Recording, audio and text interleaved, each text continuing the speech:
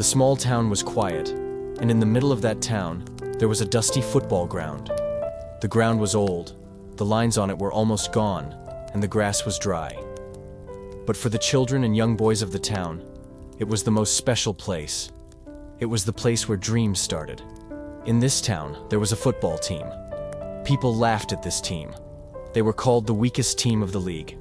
Their jerseys were old, their shoes had scratches, and their coach was not famous. When people saw them practicing, they said, "This team cannot win anything." Even some players in the team doubted themselves. But the coach, an old man with kind eyes, never gave up. He always said, "Football is not only about strong legs or fast runs. It is about trust. It is about working together like one heart, one mind." The players listened, but they were still unsure. Could trust really beat the stronger teams? Could teamwork really win against players who had better skills, better shoes, and more experience? The league started, and the team lost their first game. They lost the second too. People laughed louder. The players felt sad. Some even thought of leaving the team. But the coach gathered them and spoke gently. "Do you see the birds flying in the sky? Alone, a bird gets tired. But together in a line, they fly across oceans. You are like those birds. Alone, you may fall. Together, you can reach anywhere." His words were simple, but they touched something inside their hearts. From that day, the players started to practice differently. They did not just practice kicking the ball or running fast. They practiced passing. They practiced trusting each other. They learned to look at one another, to understand without speaking, to believe that if one passed the ball, the other would catch it. Slowly, their hearts started beating like one. The league continued. The team still lost some games, but now something had changed. They were not afraid. Even when they lost with smiles. They began to enjoy the game.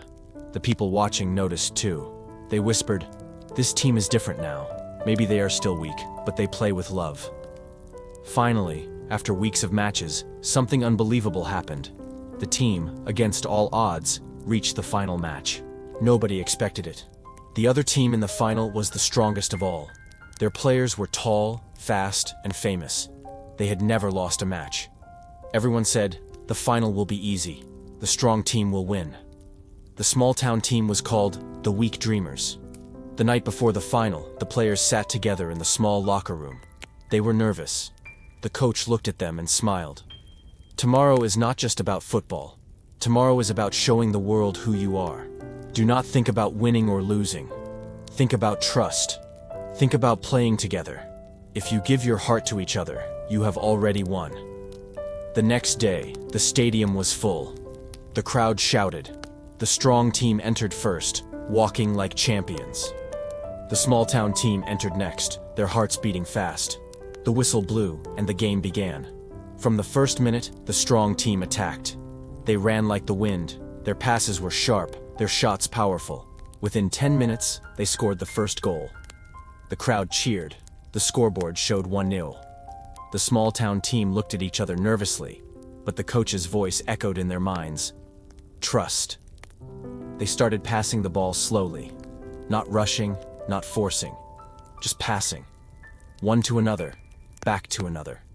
The crowd laughed. They are just playing like children. But little by little, the weak team found rhythm. The ball began to move smoothly. 1 pass, 2 passes, 3 passes. Then suddenly, an opening came. A young striker kicked, and the ball flew. Goal. The score was 1-1. The crowd went silent for a second, then roared with surprise. The strong team grew angry.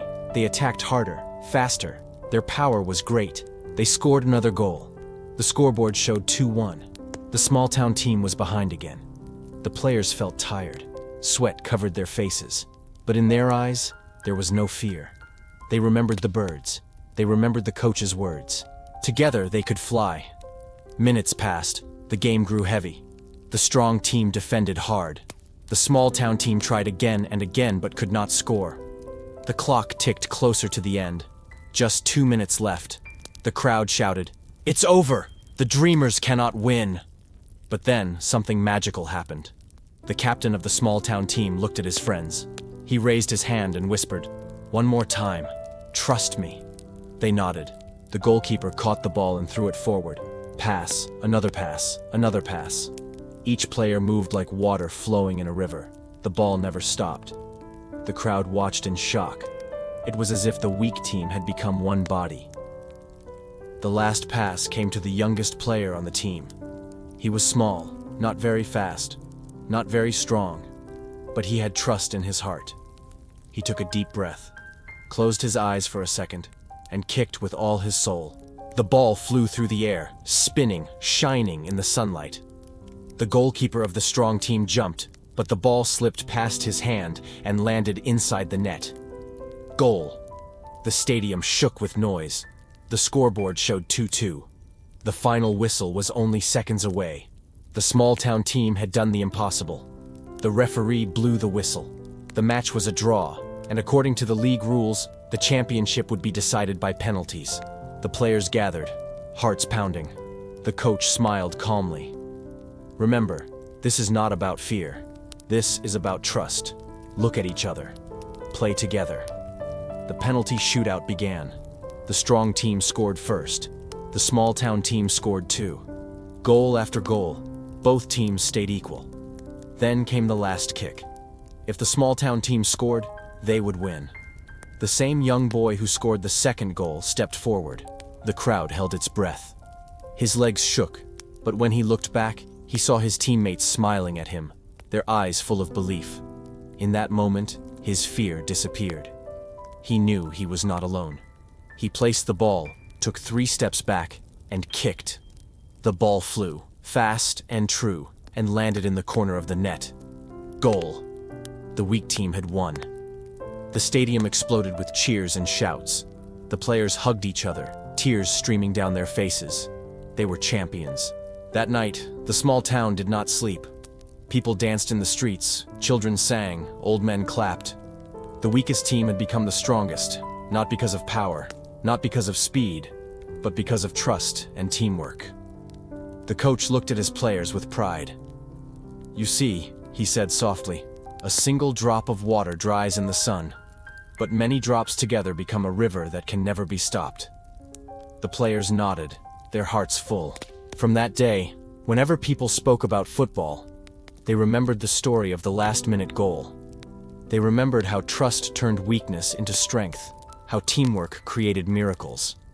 And in the small town, when children played football on the dusty ground, they shouted to each other not just to pass the ball, but also to pass trust, to pass hope, to pass friendship. Because they had learned that football, like life, is not won alone. It is won together.